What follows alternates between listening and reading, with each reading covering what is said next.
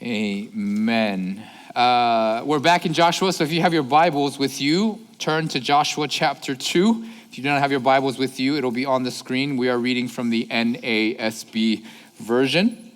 Just a little note, I chose a font on the screen that's all caps, and so if you see the blue L-O-R-D, that's the L capital L-O-R-D. It's to signify that, just FYI. Joshua chapter 3, we're going to actually read through the whole chapter, verses 1 through 24. Joshua chapter 2, verses 1 through 24. Then Joshua the son of Nun sent 2 men as spies secretly from Shittim, saying, "Go and view the land, especially Jericho." So they went and came into the house of a harlot whose name was Rahab, and lodged there. It was told the king of Jericho, saying, "Behold, men from the sons of Israel have come here tonight to search out the land." And the king of Jericho sent word to Rahab, saying, "Bring out the men who have come to you, who have entered your house, for they have come to search out all the land." But the woman had taken the 2 men and hidden them, and she said, "Yes, the men came to me, but I did not know where they were from. It came about when it was time to shut the gate at dark that the men went out. I do not know where the men went. Pursue them quickly, for you will overtake them." But she had brought them up to the roof and hidden them in the stalks of flax, which she had laid in order on the roof. So the men pursued them on the road to the Jordan to the fords, and as soon as those who were pursuing them had gone out, they shut the gate. Now before they lay down, she came up to them on the roof and said to the men, "I know that Yahweh has given you the land, and that the terror of you has fallen on us, and that all the inhabitants of the land have melted away before you. For we have heard how Yahweh dried up the water of the Red Sea before you when you came out of Egypt, and what you did to the 2 kings of the Amorites who were beyond the Jordan, to Sihon and Og, whom you utterly destroyed. When we heard it, our hearts melted, and no courage remained in any man any longer because of you. For Yahweh your God, he is God in heaven above and on earth beneath. Now therefore, please swear to me by Yahweh, since I have dealt kindly with you, that you also will deal kindly with me, or with my father's household, and give me the pledge of truth, and spare my father and my mother and my brothers and my sisters with all who belong to them, and deliver our lives from death." So the men said to her, "Our life for yours, if you do not tell this business of ours, and it shall come about when Yahweh gives us the land, and that we will deal kindly and faithfully with you." Then she let them down by a rope through the window, for her house was on the city wall, so that she was living on the wall. And she said to them, "Go to the hill country, so that the pursuers will not happen upon you, and hide yourself there for 3 days until the pursuers return. Then afterwards you may go on your way." The men said to her, "We shall be free from this oath to you, which you have made us swear, unless, when we come into the land, you tie this cord of scarlet thread in the window through which you let us down, and gather to yourself in the house your father and your mother and your brothers and all your father's household. It shall come about when anyone who goes out the doors of your house into the street, his blood shall be on his own head, and we shall be free. But anyone who is with you in this house, his blood shall be on our head if a hand is laid on him. But if you tell this business of ours, then we shall be free from the oath which you have made us swear." And she said, "According to your words, so be it." So she sent them away, and they departed, and she tied the scarlet cord in the window. They departed and came to the hill country, remained there for 3 days until the pursuers returned. Now the pursuers had sought them all along the road, but had not found them.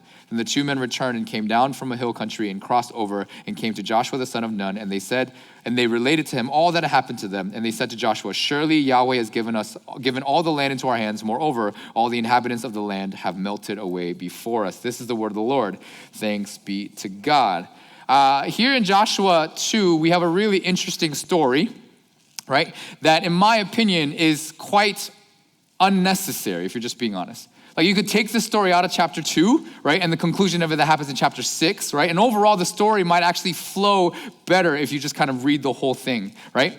The story of Rahab and the spies isn't neat in the big picture if you just kind of look at it like a movie, right? You could take it out, and again, if anything, very little, if anything, would change. But it's not because of like the narrative or the point of the story, right? Sending of the spies is actually very, very important. They're supposed to go and spy out the land and figure out if everything's okay. And then of course their job is to go back to Joshua and say, "Hey, everything is good. We can conquest this land," and so on and so forth. But the reason why this story is absolutely unnecessary is because the spies are just abjectly terrible. They're the worst spies in the history of the world, like on the planet. Like, I'm sure they meant well, but if you just look at what they do, they're just bad. Like, if you just think about it. They go into spy a land, which means you're supposed to be secretive, not get spotted. But as soon as they get to Rahab's house, they're immediately found out. And then because of that, right, they're completely and utterly dependent on Rahab, a foreigner, AKA enemy, a woman, and a prostitute at that. In terms of who you want to trust in enemy territory, when you're about to conquest and kill everyone in the land to take their land as yours, that's not the person you want to trust. It's just bad, just bad. In fact, they don't actually do any spying. There's no espionage going on at all. They don't do anything. They go and they stay at a house, and then a woman protects them and then tells them what to do, and they follow her exact words, and then they go back, right? And then lastly, they come back to Joshua and they report to him, but what they report to him isn't any intel at all. It's actually just a repeat of what Rahab the prostitute told them in her house. What they found is Rahab's testimony, and they trust everything into this enemy woman prostitute's testimony. It's really, really, really bad. And then on top of it, when you read chapter 1, what they tell Joshua is what God told Joshua in chapter 1. So long story short, this story about Rahab in chapter 2 is really not about the conquest at all in many ways. It's about Rahab and then about Rahab's life and what happens with Rahab. In fact, in the story, only Rahab is named. The spies are never named. The chasers, the king's men are never named. And in fact, Joshua is only named in reference, like he's Joshua. So then they told that Joshua does this and they report back to Joshua. So although this story isn't really important to the whole narrative, maybe, we have to then ask ourselves, what is the author trying to tell us? Like, what is he trying to teach us, right, in and through the story? Because again, you don't really need it. And it's not, right, that Rahab is a great person. I mean, on some level, but that's not really the point. Because again, what happens with Rahab isn't anything new. Joshua already knew this. It's not, he doesn't go based off the information. So what are we supposed to learn? Right? What are we supposed to learn about Rahab? Number one, of course, but also most importantly about God. Because all of Scripture, as you know, reveals God and therefore reveals us who are in relation to him. So here's the game plan. Here's what we're gonna learn today. 3 things. First, that Yahweh is God. I know, maybe plain to you. Second, that Yahweh is gracious.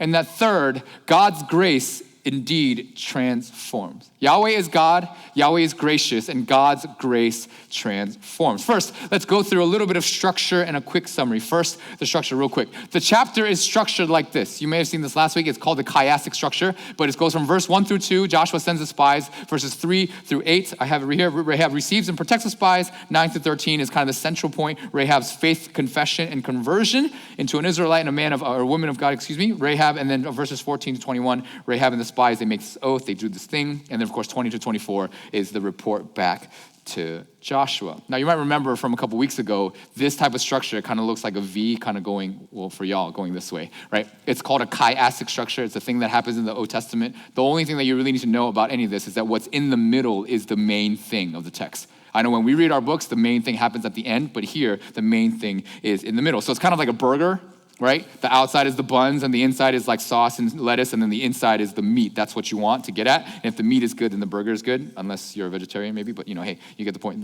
Maybe there's a veggie patty in the middle, you get it, right? So the point is to understand the meat, the middle portion, and that's kind of what we're gonna focus on, okay? So that's the structure. Just wanted to give you that so that you're aware. Then let's go through a quick little summary of what happens in the chapter so we kind of have the whole story, though we just read it.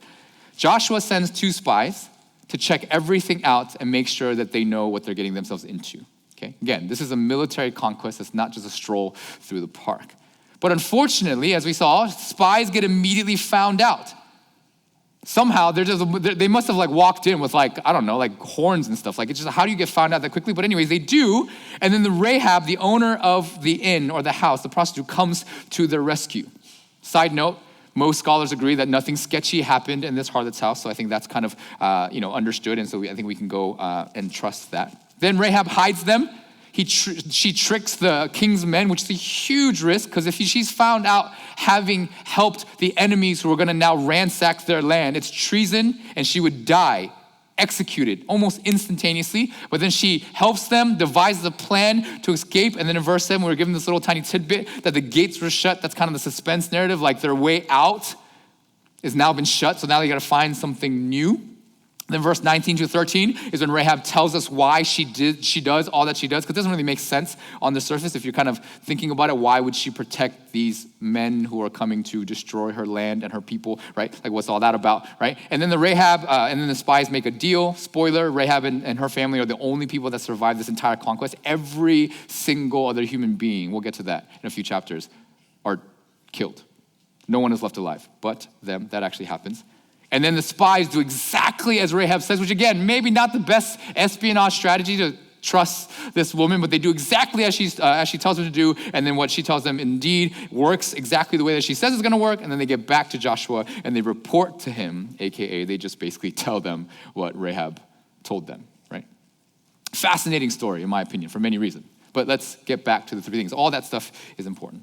But let's get back to our three things that we learned. First, Yahweh is God. Now in verse 9 through 13, the center and the focus of the chapter is Rahab's confession, her statement of faith, or her monologue, if you want to look at it that way. Interestingly, apparently, this is the longest uninterrupted female speech in all of the Old Testament, which means it's a big deal, right? But notice, when you read, notice what this testimony or this faith statement is based on. It's based on things that she has heard. She's heard that Yahweh has given this land to the Israelites. She's heard that he is terrifying and that his terror has fallen upon her land and her people, Canaan. And she knows this because she's heard that God literally split the Red Sea wide open so a bunch of people can walk through it. And then when her enemies were chasing back after Israel, as soon as they hit the river, and everybody died. She heard that. She's like, oh shoot, that ain't. And then she heard as they were going what they did to the Amorites. That they literally were destroyed. And so because of this, Rahab's like, this Yahweh dude, guy, I don't want to mess with him, nor his people. I don't want to end up like the rest of them, basically, is what she's saying. Rahab understands that Yahweh is mighty. He is godly in that sense, right? He is God. He's not anyone to be messed with. And as a result, her heart melts and her courage to stand up to the foreign people and this God completely goes away, and she's ready to white flag wave, surrender, and submit. And then on top of all of this, she's then convinced that Yahweh, as she says, is God in the heaven above and on the earth beneath. Rahab simply, at this point in her life, has heard about Yahweh's godliness, if you want. He's God, the God, above the gods of her people. And they had a lot. Asherah, Baal, etc., so on and so forth. But based on what she has heard of this Yahweh and Israel and what Yahweh has done in their path to get to Canaan and get to the Jordan River, she realizes like, OMG, nothing can stand up to this dude. He's the craziest God and the craziest people I've ever heard of. I better smarten up in many ways and not mess with him. He's it. There's no other, period. And again, this is clear because throughout, Rahab calls God, not God, but Yahweh. That capital L-O-R-D in your scripture is Hebrew for Yahweh, which is Hebrew for God's personal name. And you have to know that anyone who uses this title in scripture would only have to be an Israelite because that's the only people he revealed this to. Somehow, in her studying, in her hearing, in the stories that have gone around, she recognizes that God isn't just God. He's not Adonai, which is God in Hebrew. He is Yahweh, a personal God. It's like if I just walked around here and said, I know, well, actually, that's not bad. I was about to say Beyonce, but that's her only name. Sorry. It'd be like if I walked around here and said, I know Obama, but not Obama, I know Barack. Yo, Barack is coming to town today. Like, you know his name. Nobody would call Barack Obama Barack. They would go President Obama or Mr. Obama or President Barack Obama. You know, like you get the point. But that's what she calls him. The Israelite God has now become her God, her personal God, which again then makes this confession that God in heaven and above and earth beneath really, really important. And you must know that this confession that God is the God in the heaven and on the earth beneath only happens 3 times in all of the Old Testament, which means she's in very select company as to people who understand who Yahweh is. This is complete and utter recognition that Yahweh is her personal God. Then it dawned on me that the question that we then have to ask is this the way that we treat God? Because to be absolutely clear, we, like Rahab, have heard about this God, have we not? Unless you live under a rock, and this is the very first time you've ever stepped in this church, and the name of God or Yahweh has ever been the first time you've ever heard of him, all of you have heard about this God, Yahweh and Jesus Christ. All of you, all of us. And in fact, for us, because we live on the other side of the resurrection in Jesus Christ, we've heard that God sends his own son, Jesus Christ, to live, die at our own betrayal, and then he gets up and walks out of the grave. Somehow undetected by the soldiers who were guarding said grave. Which means that I think it's very fair for us to ask, as I think we read and we're understanding this question, is what we have heard resulting in this type of recognition, and more importantly, this type of surrender? It's a fair question for me because the Bible tells us over and over and over and again, ad nauseum, without ceasing, that the fear of the Lord is the beginning of wisdom. Which means though we've never seen Jesus, I know a lot of people say, but Pastor Pete, I've never seen Jesus. I wasn't alive when he was walking around the earth. I wasn't alive when he walked out of the grave. I didn't see, so how do I know? Well, yeah, that may be a thing. You may say, I didn't see him do the miracles. I didn't see him raise people from the dead. I didn't see him get up out of the grave, but neither has Rahab. She's never seen. She's only heard. What she has is the proof of Israel because they are still alive and they're coming after her and her people. We have a proof of the millions of people who follow Jesus and call him their Lord and Savior. A little ragtag group of 12 people after Jesus ascends who go all over the world, all of them, minus like one or two, who die at the hands, who are martyred.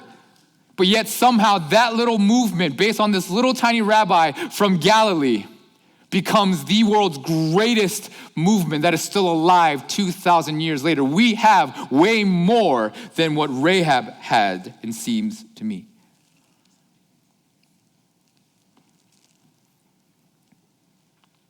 And like Rahab and the Israelites, they're a bunch of second-gen people who didn't live through the slavery and the rescue. They're like us. They inherited this story just like many of us.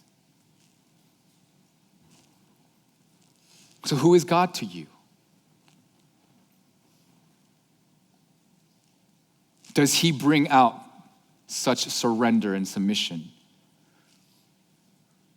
In some ways, Rahab ends the excuse that we've never seen, therefore we cannot believe altogether because her story is the same. The second thing we learn is that Yahweh is gracious. Something that's commonly missed in this chapter is Rahab's courage to know her place, right? Let's break this down for a second. Rahab is a Canaanite, which means she knows, like everyone else in Israel's past, that her destiny is to be utterly destroyed because of her nation's sin and immorality. And as you know, with most people, when someone's coming after you and they're trying to destroy you, what is our response? You get your arms, you get your weapons, and you say, I got to defend and protect myself. But Rahab knows that ain't going to work.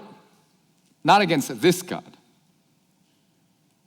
And so somehow she has the gumption, the gall, the courage to believe that this terrifying, menacing in some ways Yahweh, who is mightier and more godlier, right, than all the gods in the world that she's ever known, just maybe, might have mercy upon her and not destroy her as she deserves. And I think you have to understand this risk is just, it's mind-boggling, it's monumental, it's beyond anything that I can think of. Because if she's wrong, she will die. But probably not even at the hand of Israel, at her own people's hand, because they'll find her treasonous and a traitor. So you gotta ask, what gives her this belief, right? This courage that God, this Yahweh God who's destroyed everything in their path and has had no qualms about it seems to her, would be gracious to her, would be kind and faithful to her.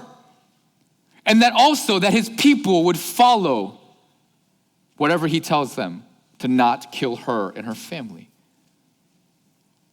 And remember, she hides and protects them before she gets a chance to talk and form out an agreement with them. Remember? The people get there before she has a chance to figure out the plan. All of it happens when they knock on her door. And they're like, hey, I know the men are here. She's like, oh, shoot. And then,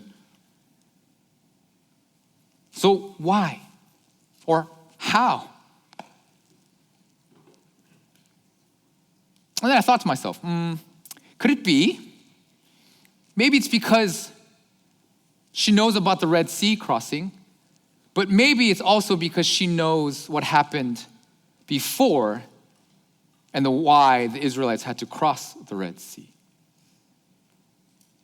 Now, you all know this, but the reason why the Israelites had to cross the Red Sea in the first place was because they were slaves of Egypt who were being chased down by the Egyptian Pharaoh and his men. Maybe Rahab understood that the Israelites were not big people. They were not big conquerors. They were not these big people who were trying to make their world bigger. They understood that Israel started off real small and puny. They were slaves being tortured at the hands of the Egyptian Pharaoh, and Yahweh rescued them. They are the lowest of the low, the nothings of Egypt, that Yahweh, this mighty God, mightier than any God she's ever heard of or known, sought out, fought for, and rescued and led through the wilderness for 40 years to the gates of her house. Which means then that I think she recognized that Yahweh is a God who makes slaves and the lowest of the low into his people. And maybe, just maybe, Rahab went, if Yahweh, this God, would rescue slaves of Egypt, then maybe, just maybe, he would rescue an outcasted, unwanted, and discounted prostitute like me and my poor family. Which means I think that she understood then the point of grace. That it's not who you are, it's not who you want to be, it's not who you will be, it's not who you have been. But it is the God who is gracious, that those who surrender and depend and trust upon this Yahweh will find that at the heart he is merciful and loving and more gracious beyond any of our imagination. That he is a God who is all about welcoming and saving people to himself. The only thing is that you have to surrender. And that everyone who stands up to him because they think they're bigger and badder will find that their destiny is death. Maybe she looks at herself and goes, who else better than me? The lowest of the low, living on the outskirts of the city, the powerless and my family. And the reason why I think this is the case is because more than even saying that God is God and that she calls God by his name Yahweh, when she goes to make the deal with the spies, she asks for this thing, and it's this Hebrew word called HESED. It's here. She says, now therefore, please swear to me by Yahweh, since I have dealt kindly, Hesedly with you, that you will also deal kindly with Hesed with my father's household. This word kindly is the Hebrew word you see on the screen. It's called Hesed. It's translated loving kindness and faithfulness. It's a beautiful word that's found all over the Old Testament scriptures in Hebrew, all over the place. And every single time it's written, every single time it's stated, it speaks about God and the love that he has towards the people that he has a relationship with. That God is someone who loves to be in relationship with people and then Hesed them. God is all about that Hesed and giving it and receiving it, but more importantly, gifting it to the people that maybe don't deserve it. And it makes sense, doesn't it? Because isn't Jesus all about this Hesed? This steadfast, loving kindness given to people that don't deserve it? So then when you put all of this together, then I think something big jumped out at me, and it says this. In Rahab, we see something that we all have to understand about ourselves and our relationship with God, and this is a big one. It's this, that when a realization of God's godly holiness combines with the deep realization of God's graciousness, you become his, but you have to have both. You have to recognize, like Rahab did, that if you don't have God and you go against his way and you go again from him, all you're going to get is death. You oppose him, you stand up to him, you rebel against him, then your fate is death. But you surrender,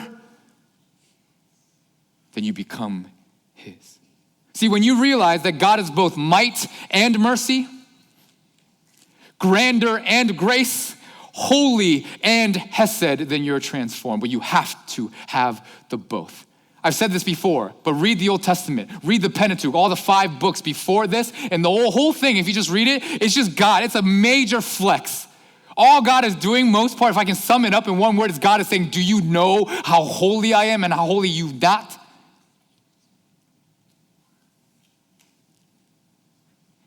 How despair, like how big this chasm is between who I am and who you simply are not. And when you recognize that, and you're willing to surrender to both his holiness and his hesed, then you become like Rahab. Dale Ralph Davis says, genuine faith never rests content with being convinced of the reality of God, but presses on to take refuge in God. Basically, it don't matter if you know that God is God. Everyone goes, yeah, but I know that God is God. And I'm going, yeah. Okay, cool. But if you don't take refuge in him because you don't recognize that without him your life is toast, then God being God simply does not mean a whole lot, basically. See, Rahab knows and understands and accepts, therefore, that God's holiness means that sin cannot exist with him or around him or in his presence, and that all sin must face his wrath, and AKA death, and therefore that death is just and right. But Rahab knows, better than anyone it seems, that God is also full of mercy and grace. And so Rahab makes the most important decision of her life. That though she trembles in God's presence because she just can't fathom how great he is, how holy he is, she totally submits to his hesed, love, and grace. Which then begs the question, what is our posture before God and Jesus? I mean, honestly, how do you handle knowing that we know a God who is so holy and powerful that he can just get up out of a grave, and yet that he's so loving and gracious? That the reason he's in the grave in the first place is because he paid for yours and mine, our sin and our punishment. I don't want to get stuck here, but I think we don't quite. I don't know who you trust in the world. I don't know whose ways you think are the best. I don't know what CEO, what person, or someone's words or their wisdom that you think is the way you ought to live. But I'm going to, I think we all of us ought to logically go, wait, if someone can literally just get up out of a grave because he feels like it, yeah, I'm gonna go with that guy. No one else's words are more impressive than the one who can get up out of a grave and say, death, you ain't got nothing on me, peace, I'm out. It doesn't happen.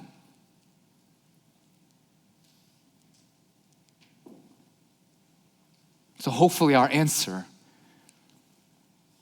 is like Rahab. God, I'm yours. And the third thing we learn is that God's grace then transforms. Rahab, as you know, is a Canaanite. She's a foreigner. That's bad news bears. Rahab is also a prostitute. That's badder news bears. And Rahab is also in God's way. She is an enemy of his. That's the baddest news bears. But somehow, she finds herself in the thick of Israel's plan to conquest, and she springs into action. I love this about Rahab. Not only has the Israelite spies entered into her house, why? I don't know, maybe if I was Rahab, I'd be like, why are you here? Why my house? Go try somebody else's house. There's plenty of other harlots and prostitutes in the city. You can probably find anyone's house, but why my house? Why you gotta come and bring this to me? Maybe that's just me. And then secondly, I'd be like, and why are you so stupid and bad at espionage that you would get immediately discovered? Why couldn't you get discovered after you left my house? Why, right? And what transpires, in my opinion, can only be described as Rahab is a bad you-know-what. And though she risks death, treason, murder, execution, torture, all that, she throughout seems so cool, so calm, and so collected, doesn't she? Even as she's lying to the spy, she is cooler than the other side of the pillow. By the way, the point of the story is not that she lies. And the point of the story isn't to prove to you that the ends justify the means. That's not. If you look at the narrative and how it's written, that's not. It's just she has to do what she has to do in the point. Oftentimes, I kind of liken it to what a lot of the people in the Holocaust did when they were trying to save the Jews, and they had to lie to the Nazis, being like, oh yeah, I don't have any Jews here, right? But anyways, that's not the point if you think it's the point. Rahab fends off the men, convinces the enemy spies, to her, at that point, they're enemies, and then devises a plan for their safety and then their escape, and then negotiates a deal so that when God ransacks the place, that she would be the one family in all of the land. And we showed you the maps of how big this land is. All of those people are all gonna be dead except for her family. Somehow she does all of that, and her family indeed are the only survivors. I mean, like, talk about transformed and faith in action, no? Like, if you want to find one person whose faith is real and they live out their faith, Rahab is the person you might want to look at, right? And she does it in circumstances that you and I will never face. Spies are not going to come to our house. Spies of the country that's going to ransack our nation and kill all of our people are never going to enter your house, and you're not going to have to protect them against the CIA or anything like that. None of that stuff is going to ever happen, and yet here she is acting the way that she does. A lowly, outcasted nobody, showing all of us faith being lived out, like for real faith being lived out, not just kind of this fake thing that we do sometimes here in the church. Oh, and if you were here during Advent, she's also crazy enough and included in Matthew's genealogy of Jesus as one of Jesus' great grandmothers. Remember this? Yeah, she's in there. Boop, there she is. Sorry for colorblind people who can't see the laser. Not to mention that she's explicitly mentioned in the New Testament twice as being a woman of faith, justified for her actions in Hebrew and in James. See, I think Rahab is, in my opinion, one of the best examples of someone who goes beyond just knowing and believing in God, but living out her knowing and believing in God. She puts it all into practice. She lets her walking do the talking, if you know what I mean.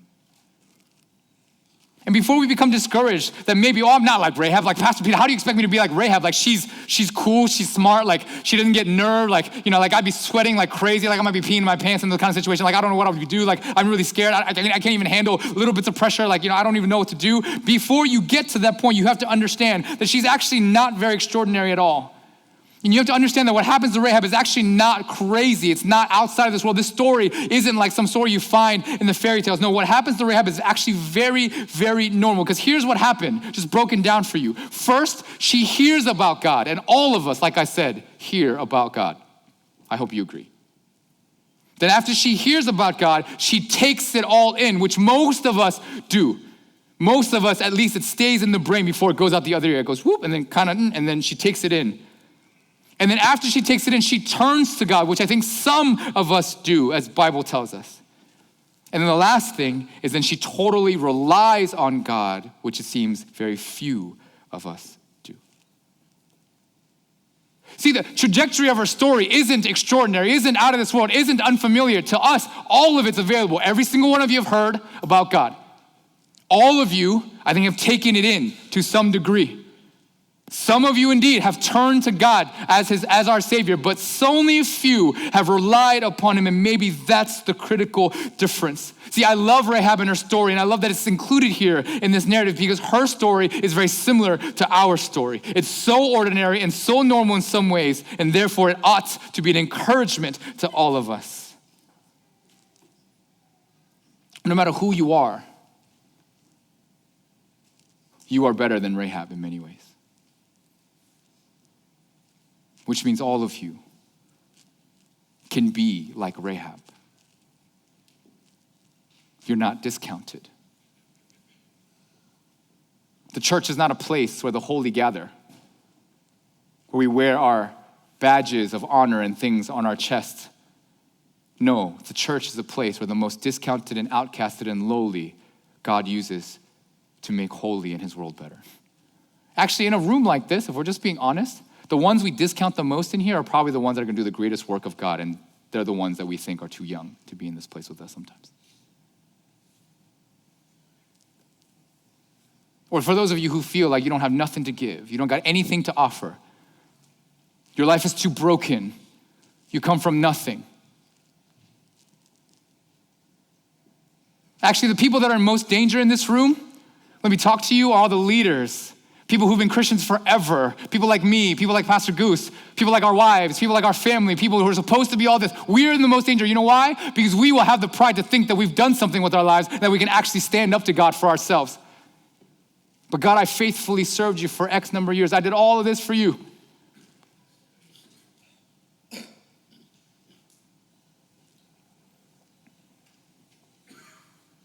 Which then means that this entire story, in the long run, is not about Rahab at all. It's actually all about God. Because it's about his holiness and his godliness. It's about his character, that he is a HESED God. It's about how he redeems, that no matter who you are, who you were, who you will be, who you hope to be, God is faithful and just. He keeps all of his promises, and he's calling you, a people unlike anything we've ever seen, ungrateful and a sinful, a wretched, not very well endowed, like all these people, he calls to himself.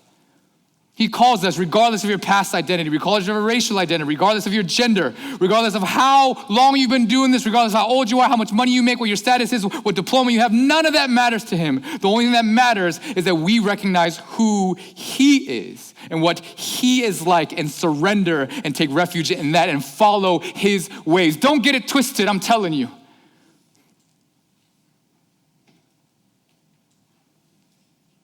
Anytime you know you're supposed to do something and be something because he tells you and you go opposite, you are rebelling.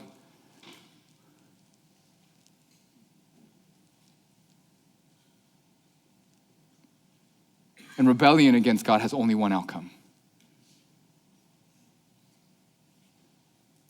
But if you surrender, if you admit that though it doesn't make sense, that this holy and crazy, powerful, sinless God would somehow give you mercy, then you become his.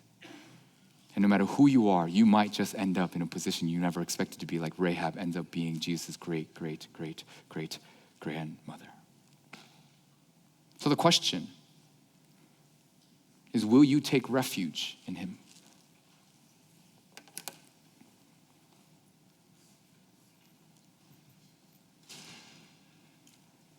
Maybe this is an unpopular opinion, and the praise team can come up because we're almost finished. But I really don't think that God in the long run cares how much of the Bible you've read, how many early morning prayers you've been to, how much you've served, and how much all the things you've done. If your heart cannot proclaim, if you I don't know, the way I look at it is like if you, maybe let's say you passed out and somehow there's a way to open up your heart and know what's in here and open up your mind. And if the transcript of your heart doesn't read, I completely surrender to him, then I don't think he's gonna care about all of that stuff because you still think that you are greater than him. And newsflash, you ain't.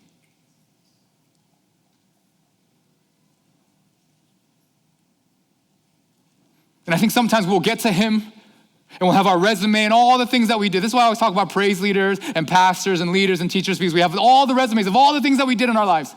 And then we'll get to him and we'll be like, okay, God, I'm ready. It's like some sort of interview. And I feel like this is the way I look at it. God will look at us and we'll be paralyzed. We won't be able to say nothing, even though we want to be like, oh, but God, I did this, all of this, and I was this, and I tried this, and I'm from this family, and I have this, and all the accolades and everything. And then his presence, I think, will shut us up, and then he'll ask us one simple question, and he'll say, am I your Lord? And if the answer isn't yes, then he'll be like, sorry, I never knew you. And then if you're like, but God, I did all these, but God, no, but just wait, God, wait. And then he'll be like, did you hear? Did someone teach you? Did you take it in?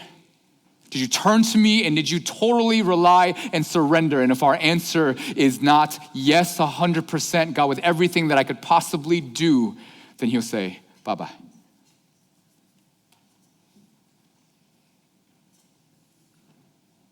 See, I hope that we hear that the gospel, it is great because we are so wretchedly undeserving of it.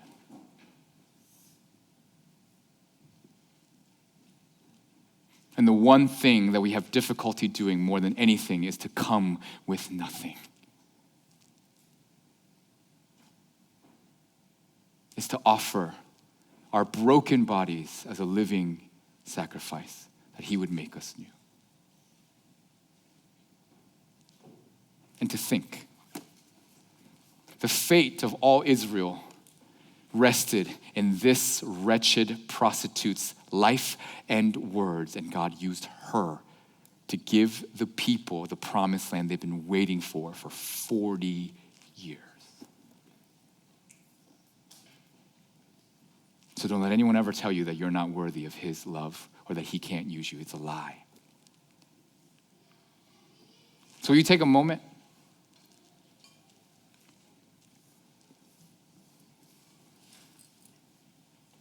The religious and the Christianized and the leaders of the room,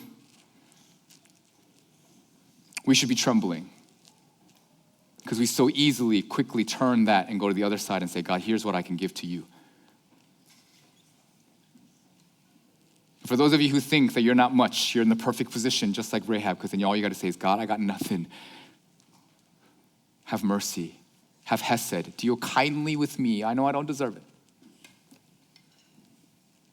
And then he will do in you that which you cannot dream nor imagine. So will you respond? We're not all about the hands and the things in this place, as you know, but maybe just this posture, just like, maybe that's appropriate.